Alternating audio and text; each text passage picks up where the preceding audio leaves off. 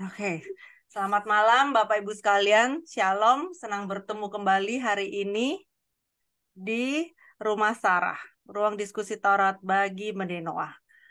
Malam ini kita mau membahas mengenai matriah pertama bagi bangsa Yahudi, yaitu Sarah.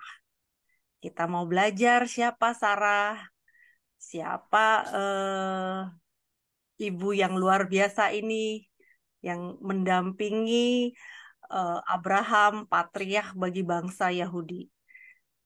Nah, menurut Rambam, semua yang mempelajari Yudaisme, semua yang memegang Yudaisme sebagai pedoman hidupnya, bisa dikatakan sebagai keturunan Abraham.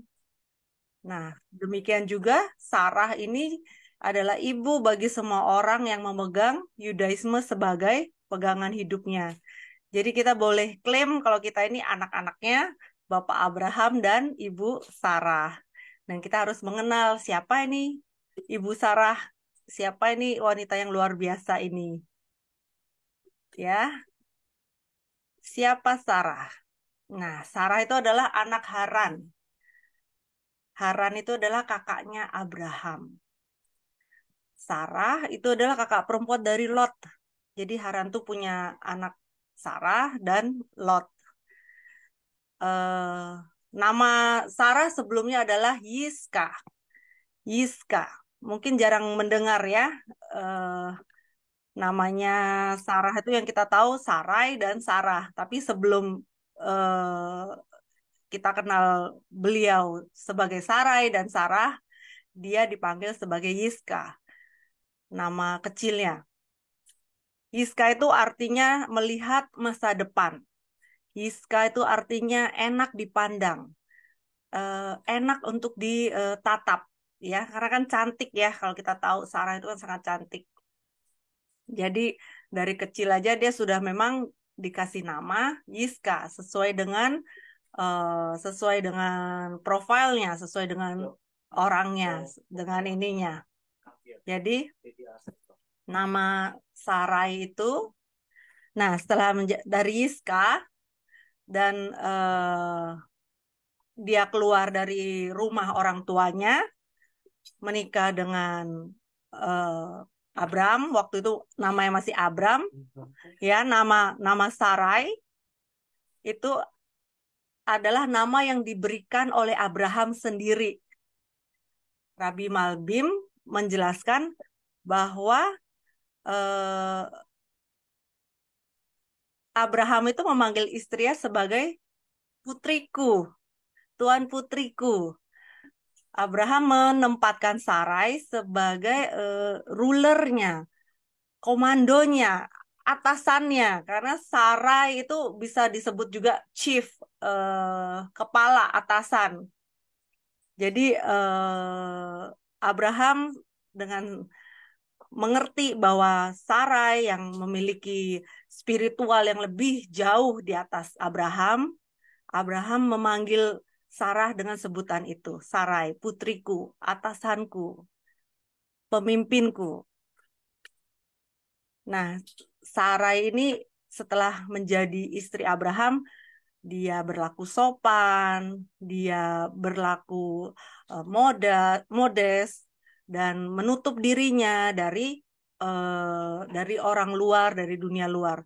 Dan dia sudah mengerti yang namanya modesty, eh, berpakaian sopan, dan itu sudah dia tanamkan sejak dia menjadi istri Abraham.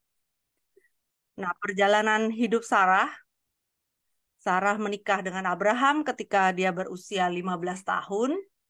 Lalu dia ikut keluar dari tanah kelahirannya, menetap di tanah Kanaan. Lalu ada terjadi kelaparan di tanah Kanaan, ada terjadi famine, eh, apa tuh, kemarau berkepanjangan, ya kan, sehingga tidak ada makanan di sana. Dan akhirnya Abraham, Sarah pergi menetap ke Mesir sebagai orang asing. Malam ini lalu setelah dari Mesir, dia kembali lagi ke tanah Kanaan. Malam ini kita mau bahas saat periode hidupnya waktu dia pergi ke Mesir. Apa yang terjadi di Mesir. Nah, yang ada di Kejadian 12 ayat 10 sampai 13. Ada yang mau baca? Bapak, Ibu, Saudara, Adik? Kejadian 12 ayat 10 sampai 13. Ada di screen, bisa dilihat screen-nya.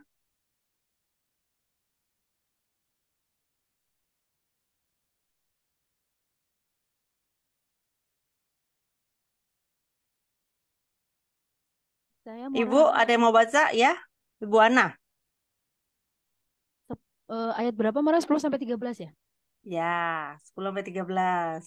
Ayo silakan. Ketika kelaparan timbul di negeri itu, pergilah Abram ke Mesir untuk tinggal di situ sebagai orang asing. Sebab hebat kelaparan di negeri itu. Pada waktu ia akan masuk ke Mesir, berkatalah ia kepada Sarai, istrinya, "Memang aku tahu bahwa engkau adalah seorang perempuan yang cantik parasnya. Ya, lanjut 12. Apabila orang Mesir melihat engkau, mereka akan berkata, 'Itu istrinya.' Jadi mereka akan membunuh aku dan membiarkan engkau hidup. Katakanlah bahwa engkau adikku, supaya aku diperlakukan mereka dengan baik karena engkau, dan aku dibiarkan hidup oleh sebab engkau." Ya. Nah, ini adalah percakapan antara Abraham dengan Sarai. Waktu itu namanya masih Sarai. Ketika hampir tiba di Mesir, Abraham meminta satu hal kepada Sarai. Dia katakan, tolong eh, katakan bahwa engkau adikku. Karena nanti di perbatasan itu biasanya pasti ada pemeriksaan, ya kan? Pemeriksaan dokumen, barang-barang gitu kan. Walaupun waktu itu masih limited ini ya, masih ya di zaman itu. Tapi mereka kan tak akan nanya, kamu dari mana, dari keluarga apa gitu kan? Kamu siapa gitu kan? Dari bangsa mana? Nah, Abraham itu udah mikir nih, Sarai waktu itu cantik parasnya, ya kan? Semua orang kalau lihat dia nanti pasti pada rebutan nih mau mengambil Sarai sebagai istrinya. Jadi Abraham takut kalau nanti dia akan dibunuh dan istrinya diambil oleh orang lain, oleh orang Mesir. Lalu Abraham minta kepada Sarai, tolong ya, bilang kalau kamu itu adalah adikku, spare my life, untuk menyelamatkan hidupku. Jadi mereka kong kali kong gitu kan. Akhirnya Sarai eh, setuju, ya kan. Ya, nanti kalau ditanya, saya akan jawab kalau saya ini adalah adikmu. Ya, lalu Sarah dimasukkan ke peti bersama dengan barang-barang lainnya. Jadi Sarah itu waktu masuk ke tanah Mesir, melewati perbatasan tuh tidak duduk di atas keledai, tidak duduk di atas keledai atau kuda atau onta atau apapun atau di dalam gerobak cart apa tuh kereta, tapi dia dimasukkan ke dalam peti. Nah, ketika Abraham sampai kepada penjaga gerbang dan mereka memeriksa barang-barang bawaan Abraham, ada satu peti ini nggak dibuka dan mereka tanya itu apa. Abraham bilang itu makanan. Ya udah kamu harus bayar makanan ini. Saya mau mau lihat makanan apa. Jadi dari dilihat lalu dinilai. Jadi ada pajaknya untuk kamu membawa masuk barang ini. Terus nggak boleh dibuka. Abraham bilang itu makanan deh gitu.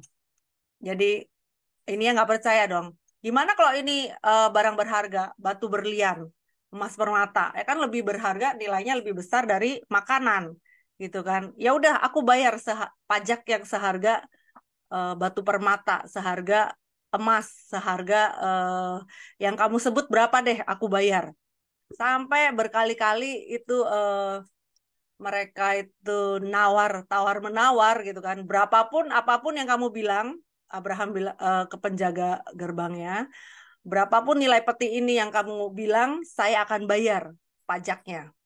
Sampai akhirnya mereka curiga dong, barang berharga apa ini gitu kan? Kok nggak boleh dibuka, nggak boleh dilihat gitu. Akhirnya eh, kalau mau lewatin gerbang, kalau mau masuk ke kota ini harus dibuka. Mau nggak mau, akhirnya dibukalah. Di dalamnya ada sarai dan cantik sekali. Mereka semua terkejut, dikatakan bahwa kecantikannya itu terpancar, glowing dari wajahnya. Jadi memancar keluar beauty-nya, auranya. Dikatakan kalau itu kecantikan Hawa itu ada di mukanya Sarah. Kilauan. Kita dulu ingat penciptaan Hawa ya kan? Itu bersinar wajahnya. Nah, demikian juga yang terjadi pada Sarah ketika dia eh, memunculkan diri di hadapan eh, para prajurit, para penjaga gerbang Mesir. Nah, jadi Abraham katakan ini adik saya gitu kan. Jadi mereka yang mau mengambil Sarah sebagai istrinya itu harus membayar mahar kepada keluarga, kepada pihak keluarga perempuan. Di sini ya keluarganya cuman Abraham gitu kan. Yang Abraham lakukan dia menetapkan mahar yang tinggi, yang mahal gitu kan, supaya nggak ada satupun yang bisa bayar, nggak ada satupun yang bisa menebus Sarah ya kan. Jadi nggak sanggup bayar ya kamu nggak bisa mengambil dia sebagai istrinya. Tapi ternyata siapa yang bisa membayarnya? Bapak Ibu ada yang tahu yang membayar? Firaun, Ya, Firaun. Firaun, ya rajanya sendiri. Ya benar Pak Yuri ya. Firaun yang bayar. Dia sanggup, kamu sebutkan aja berapa saya bayar ya. Yang penting saya dapat Sarah gitu kan. Akhirnya Sarah dibawa ke istananya, ke istana Firaun. Tapi karena dikatakan Abraham itu adalah adiknya, jadi Abraham bagaimana Bapak Ibu? Dia diperlakukan dengan baik, tidak diapa-apain Abrahamnya. Nah, lalu kira-kira mengapa situasi ini terjadi gitu loh? Kenapa Abraham sepertinya ya dalam tanda petik itu tega melepaskan Sarah, tega membiarkan Sarah menghadapi bahaya sendiri gitu kan, kan pisah dengan Abraham. Abrahamnya di mana gitu kan, mungkin di pinggiran istana gitu kan, Sarahnya dibawa ke dalam istana, dibawa bersama di sebelah dengan Firaun, dengan raja gitu kan. Nah sebenarnya Abraham itu juga nggak mudah ya kan melepaskan Sarah. Dikatakan bahwa itu bukan keputusan yang gampang buat dia karena membiarkan istrinya berjalan sendiri, terpisah, dan nggak tahu aman nggak ya dia diperlakukan baik nggak ya dengan oleh Firaun.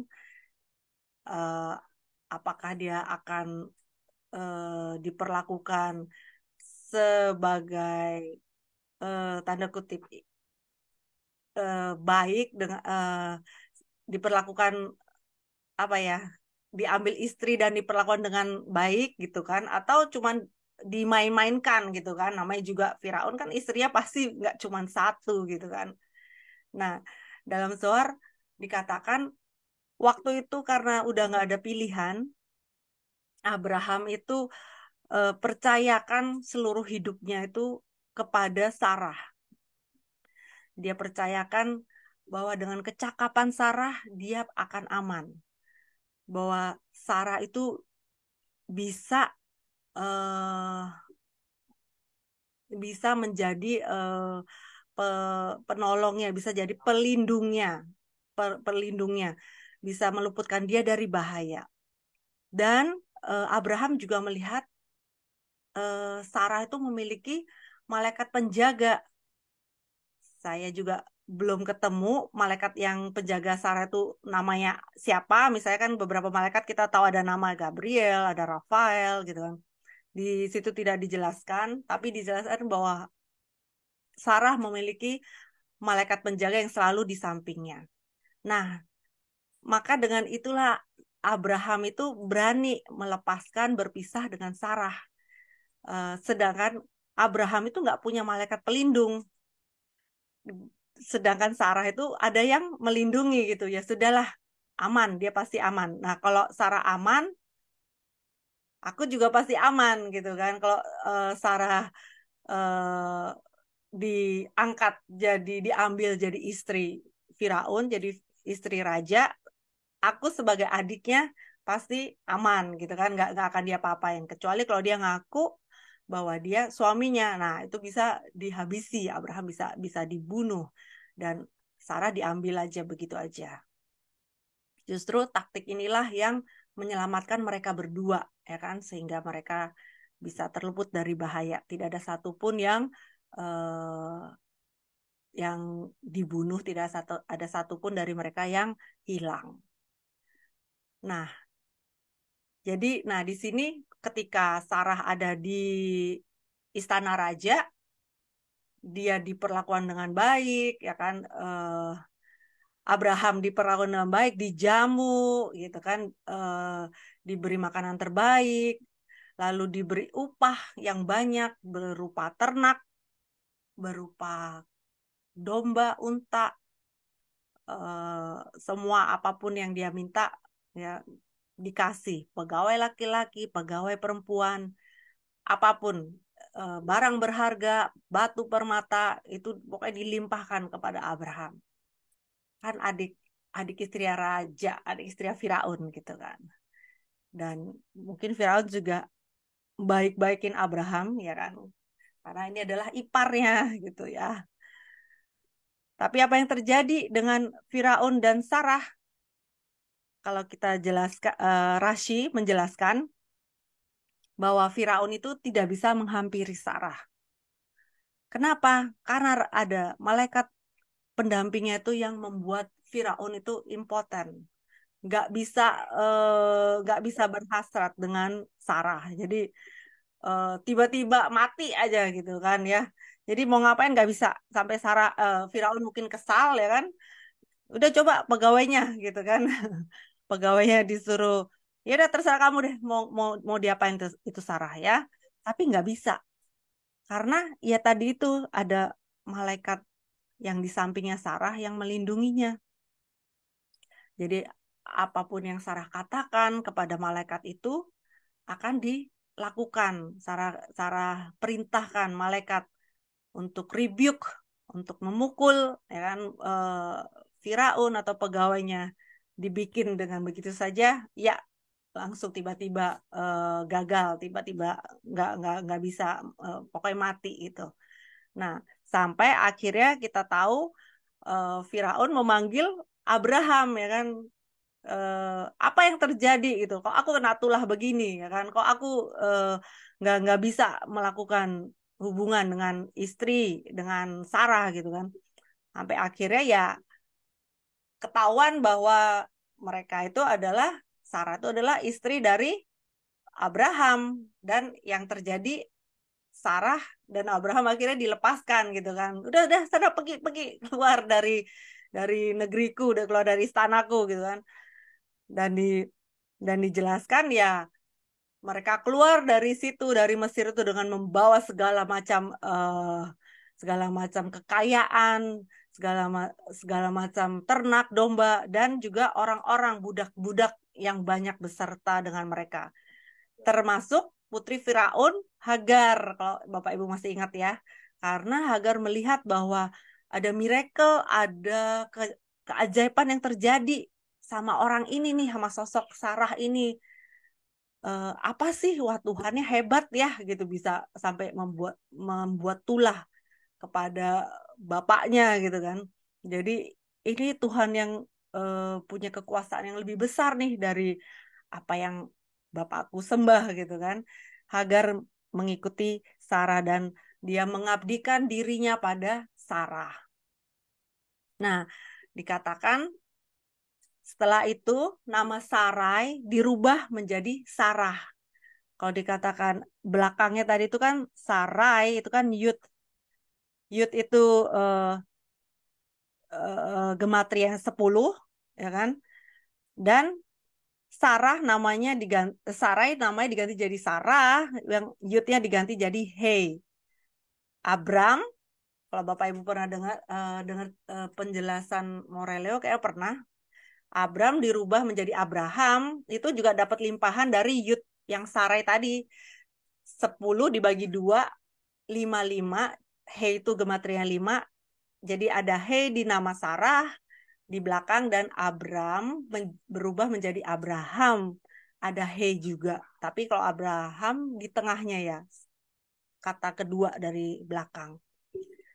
Tapi untuk Sarah ini, the root, akar katanya sama, Sar, yaitu adalah pemimpin, chief. Di sini saya beri note dalam bahasa Inggrisnya, ruler, komando, yang membuat aturan. Sar itu adalah Sar. Nah, Sarai berubah menjadi Sarah. Kenapa? Dia bukan lagi putriku, bukan lagi tuan putriku untuk si Abraham sendiri. Tapi Sarah ini sudah berubah menjadi putrinya Hasyem sendiri. Dan ia merupakan putri, pemimpin bagi seluruh bumi, bagi seluruh orang yang mengakui Hasyem sebagai uh, pencipta dan uh, pemilik bumi ini, bagi orang-orang yang memegang ajaran monoteisme.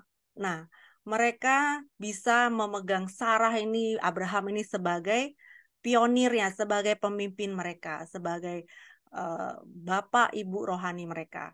Dari situlah makanya uh, akhirnya Hashem melihat bahwa perempuan ini bukan lagi anak perempuan yang mengikuti kata hatinya, mengikuti emosinya, tapi dia sudah berubah, bertransformasi menjadi seorang perempuan dewasa yang mengikuti soul, mengikuti jiwanya. Makanya dirubah menjadi Sarah. Makanya dikasih Hey di sana. Dikasih kalau kita tahu Hey itu kan setiap ada unsur Hashem, ada unsur neshama yang dari ilahi itu dikasih Hey. Jadi demikian juga dengan Sarai, dikasih Hashem, kasih Hey, kasih unsur ilahi, dan merubah namanya menjadi Sarah. Dan di stage ini, di posisi ini juga, Sarah perempuan ini layak untuk menerima mujizat, mujizat untuk memiliki keturunan, dan layak mendapatkan mujizat melahirkan seorang anak laki-laki yang mereka namai Yitzhak di usia Sarah yang ke-90. Dan di stage ini juga, pada saat dia bernama Sarah, maka silsilah keturunan Abraham dimulai. Jadi luar biasa ya, Hasya merubah satu orang dari anak kecil, dari perempuan kecil yang di rumah ayahnya yang bernama Yiska, menikah dengan Abram, diberi nama Sarai oleh Abram, dan akhirnya Hasyim angkat dia menjadi Sarah, menjadi seorang pemimpin role model bagi perempuan-perempuan yang hidup di era itu, yang hidup di zaman itu, bahwa Sarah ini, perempuan ini, dia memiliki visi dan memiliki tujuan dalam hidupnya, yaitu mengajarkan dan memberi dampak kepada orang-orang sekitar, pada orang musafir-musafir yang lewat di tanah Kanaan, yang lewat di tenda mereka.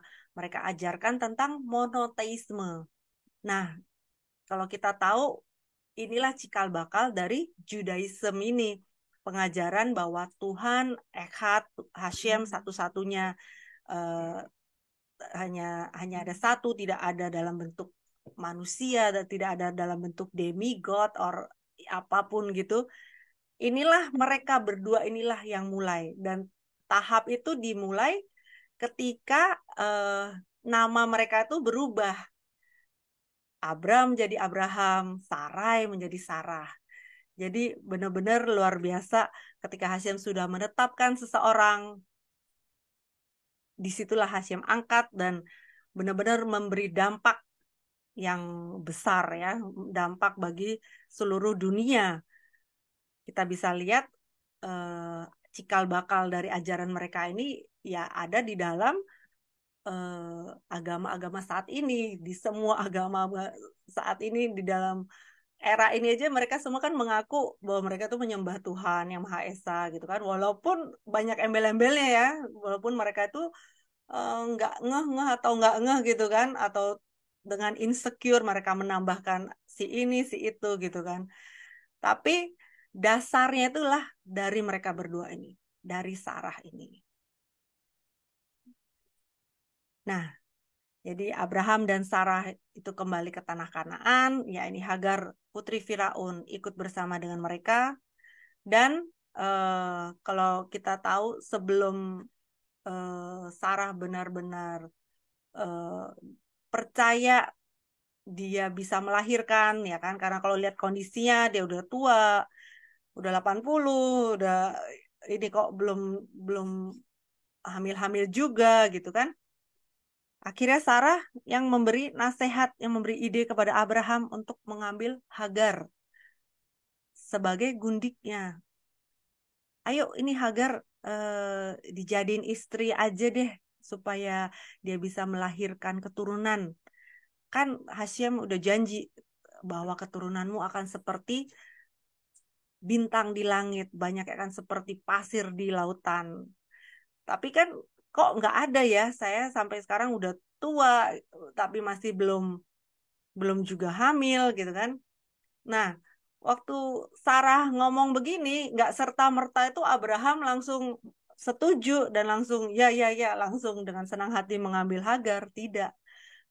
Dikatakan kalau di tahap ini even Abraham itu menunggu sampai Sarah itu yang mengantar Hagar, memberikan Hagar bagi Abraham. Dan sebenarnya Abraham itu mengambil Hagar itu ya karena itu dia melihat Sarah itu sebagai putrinya, tuan putrinya, sebagai komandonya.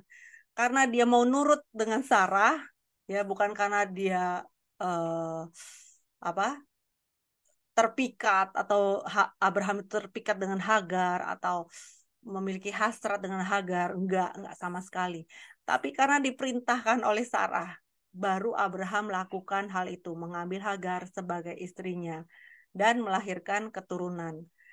Nah, ada satu hal lagi ketika Abraham mendengarkan Sarah waktu Ismail lahir dan dilihat Ismail lahir 13 tahun kemudian, Sarah hamil melahirkan Yitzhak. Apa yang terjadi di saat itu? Ismail itu suka mengganggu, ya kan, membuli Yitzhak karena memang ada bawaan dari ibunya, ya kan, dari keturunannya sebelumnya dari bangsa Mesir, ya suka ngisengin, suka bully gitu kan, sampai akhirnya Sarah lihat wah ini bahaya buat Yitzhak, buat anaknya gitu kan, sampai akhirnya Sarah memberi nasihat lagi yang nasihat yang besar ya, keputusan yang besar kepada Abraham untuk mengusir Hagar dan Ismail. Dan sekali lagi Abraham bimbang, galau, gimana? Ini kan istriku juga, anakku juga, keturunanku juga. Masa aku usir ya kan? Sampai akhirnya Hashem katakan sekali lagi ya kan, Abraham dengarkan istrimu. Nah, diingatkan lagi Abraham, ayo nurut sama istrimu.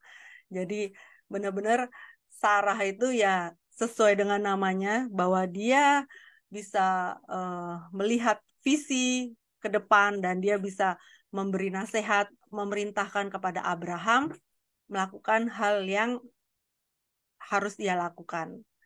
Jadi Sarah ini adalah salah satu Esed Khail, kalau masih ingat, istri yang cakap. Nah, siapa yang mendapatkan? Itu yang pernah dinyanyikan oleh Salomo. Ya, kalau kita pernah belajar yang soal Esed Khail, Lemuel ya kan, Raja Lemuel tuh Salomo.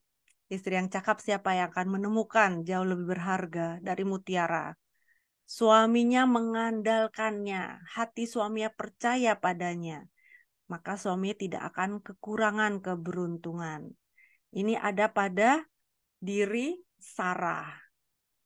Sebenarnya ada berapa perempuan di Alkitab kemarin kalau kita pernah belajar? Ada belasan wanita-wanita, istri-istri yang cakap. Nanti kita akan lanjutkan di berikutnya, tokoh-tokoh berikutnya. Nah, eh, Sarah ini memiliki 3 mujizat di tendanya. Itu paralel dengan mujizat yang terjadi di Bait Tuhan. Yaitu yang pertama, lampu Syabat. Lampu Syabatnya Sarah itu dari 1 minggu ke minggu berikutnya itu nggak mati, hidup sampai 1 minggu kemudian. Demikian juga dengan menorah yang ada di ruang kudus. Dari 1 minggu dinyalakan, itu tahan sampai seminggu lagi. Lalu ada berkat yang kedua, mujizat yang kedua, yaitu berkat adonan roti. Walaupun waktu itu bukan roti kalah atau roti yang biasa diucapkan berkat di Jumat, ya kan, di Syabat, karena kan belum ada perintah untuk menguduskan, untuk menguduskan hari Syabat, tapi Sarah sudah mengucapkan berkat dari adonan roti dia, dan roti dia itu bisa awet sampai ke minggu berikutnya, ke Sabat berikutnya. Demikian juga yang terjadi di Bait Tuhan, yaitu roti unjukan yang di ruang kudus, showbread. Itu bisa fresh dari 1 minggu, dari sejak dibikin sampai ke minggu berikutnya, itu nggak jamuran, nggak rusak, dan bisa dimakan minggu berikutnya. Itu kan dimakan dimakan oleh para imam. Itu juga terjadi dengan roti Sarah gitu. Mungkin empuk gitu ya, kayak fresh from the oven setiap hari walaupun udah seminggu gitu. Kalau Bapak Ibu pernah makan roti yang baru dipanggang, itu enaknya luar biasa ya. Nggak ada yang bisa mengalahkan tuh, empuk, wangi, dan anget ya. Nah, itu yang terjadi dengan roti Sarah dan juga showbread, yang roti unjukan yang di Bait Kudus, yang di ruang kudus. Lalu juga awan perlindungan itu berdiam di atas tendanya Sarah. Itu juga terjadi seperti awan Shekinah Hashem di atas tabut di ruang Maha Kudus. Nah, ini 3 mujizat ini bisa paralel dengan yang terjadi di Bait Tuhan setelah sekian ratus tahun. Setelah orangnya ini, yang namanya Ibu Sarah ini, nggak ada, mujizat ini terjadi di Bait Tuhan. Jadi luar biasa tokoh sosok Sarah ini ya. Dia memiliki kualitas spiritual yang superior. Dia memiliki gambaran yang sempurna. Bapak Abraham dan Sarah ini adalah gambaran sempurna antara pria dan wanita yang bersatu dalam pernikahan.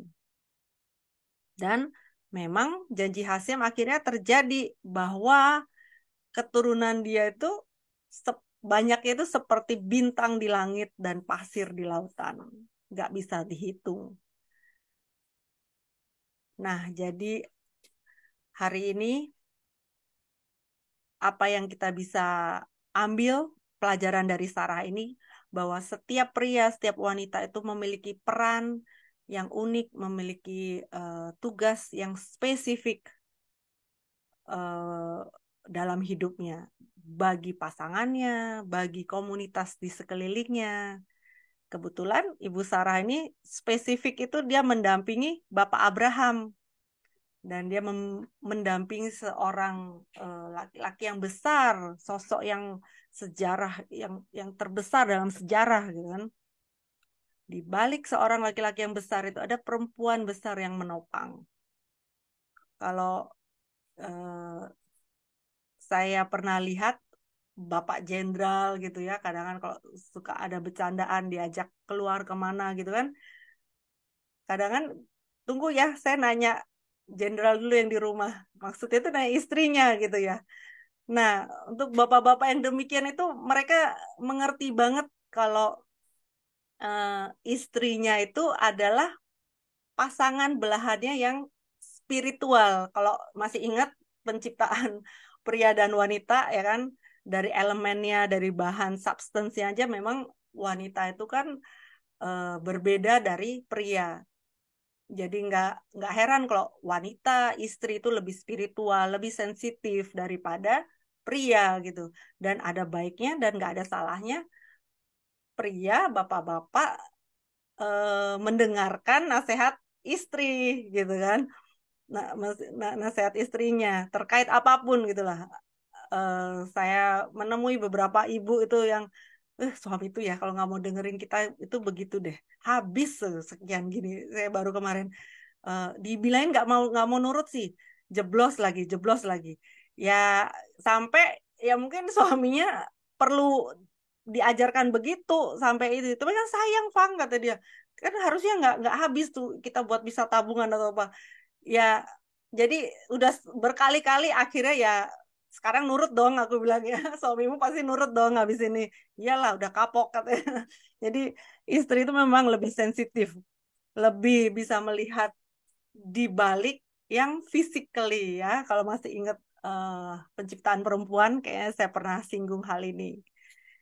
Nah, jadi hari ini malam ini kita belajar dari Ibu Sarah yang luar biasa. Dia bisa eh, melindungi Bapak Abraham ya kan dari